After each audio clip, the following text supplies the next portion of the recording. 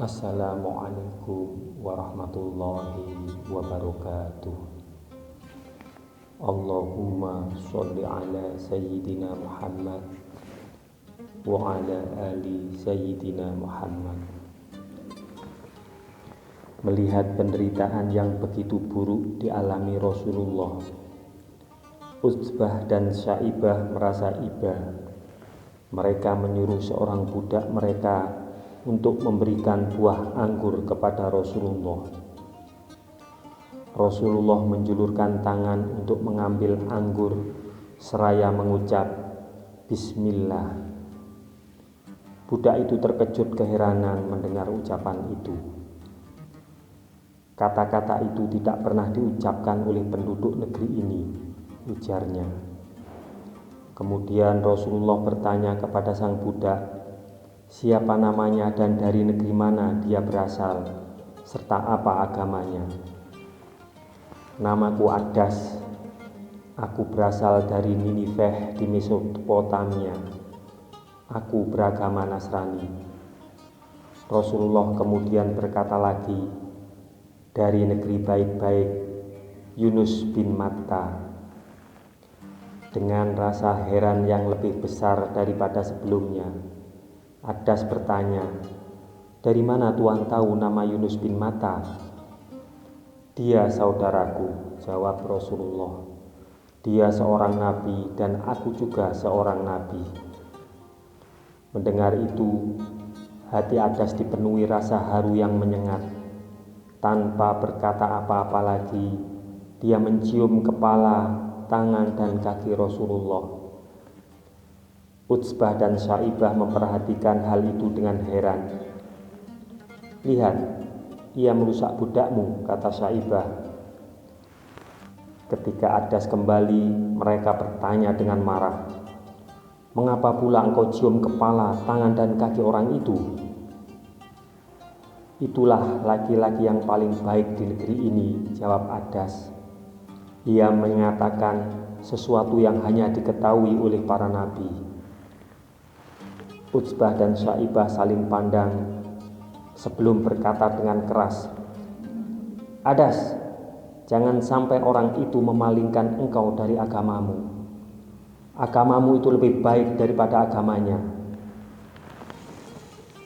Jibril dan malaikat penjaga gunung menawarkan diri untuk menghancurkan Taif.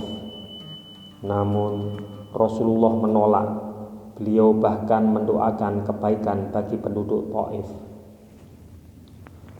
Setelah Abu Thalib meninggal, Abu Lahablah yang terpilih sebagai pemimpin kabilah Bani Hashim. Abu Lahab langsung mengumumkan kepada khalayak bahwa Bani Hashim kini tidak lagi melindungi Rasulullah.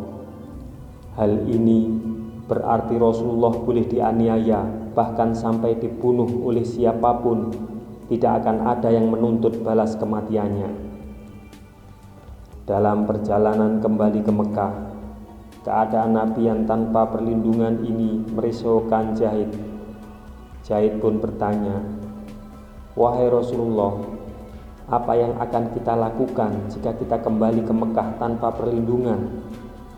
Aku khawatir jika orang akan berbuat sewenang-wenang kepada Anda. Rasulullah menatap Zaid dengan pandangan menghibur sambil berkata dengan keyakinan penuh, Allah akan melindungi agama dan Rasul-Nya. Tiba-tiba di luar Mekah, melalui seorang penduduk, Rasulullah menghubungi Al-Akhnas bin Syarif untuk menanyakan apakah ia mau memberi perlindungan. Namun Al-Akhnas menolak. Rasulullah kemudian menghubungi Suhail bin Amr dari Bani Amr bin Lu'ay, tetapi ia juga menolak. Akhirnya Al-Mut'im bin Adi bersedia memberi perlindungan. Esok paginya Al-Mut'im menuju Ka'bah dan mengumumkan perlindungannya. Abu Lahab datang dan memprotes dengan ejekan, kamu memberi perlindungan atau menjadi pengikutnya? Kami memberi perlindungan kepada orang yang seharusnya engkau lindungi, jawab Al-Mut'im. Suatu hari Rasulullah pergi ke Ka'bah. Abu Jahal melihatnya dan berseru kepada sekumpulan orang Quraisy dengan nada menghina, "Wahai keturunan Abdu Manaf, inilah nabi kalian." Menanggapi olokan itu, Utsbah bin Rabi'ah berkata, "Peduli apa pula engkau? Apakah kita ini mempunyai seorang nabi atau raja?" Rasulullah mendekati keduanya dan berkata, "Wahai Utsbah, demi Allah, ucapanmu itu adalah tanggunganmu sendiri. Sementara untukmu Abu Jahal, nasib jelek akan menimpamu sehingga kelak engkau akan sedikit tertawa dan banyak menangis." Setelah Abu Thalib meninggal, ruang gerak dakwah Rasulullah di Mekah semakin sempit. Beliau pun mencoba mengalihkan dakwah Islam ke suku-suku Arab lain yang sering berdatangan ke Mekah pada bulan-bulan haji. Setiap hari Rasulullah mengunjungi perkemahan Badui. Setiap kali itu pula Abu Lahab mengikuti beliau. Setelah beliau beranjak pergi, Abu Lahab mendekati dan berkata, "Orang yang tadi hanya ingin menukar kepercayaan Anda kepada Lata dan Uzza serta jin-jin sekutu Anda dengan agama sesat yang dibawanya."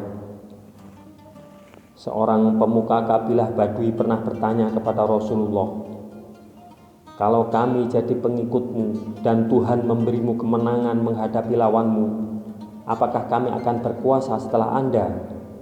Rasulullah menjawab, "Kekuasaan adalah pemberian Allah ketika Ia menghendaki." Dengan muka masam, pemimpin kabilah itu berkata ketus, "Dugaan saya, Anda ini mengharap kami melindungi Anda dari orang Badui dengan dada kami. Lalu kalau Anda menang, orang lain akan memetik untung. Tidak, terima kasih." Semoga kisah ini bermanfaat untuk kita semua. Wassalamualaikum warahmatullahi wabarakatuh. Mudah-mudahan kelak kita akan mendapatkan syafaat dari Nabi besar Muhammad sallallahu alaihi wasallam. Amin. Amin. Amin ya rabbal alamin.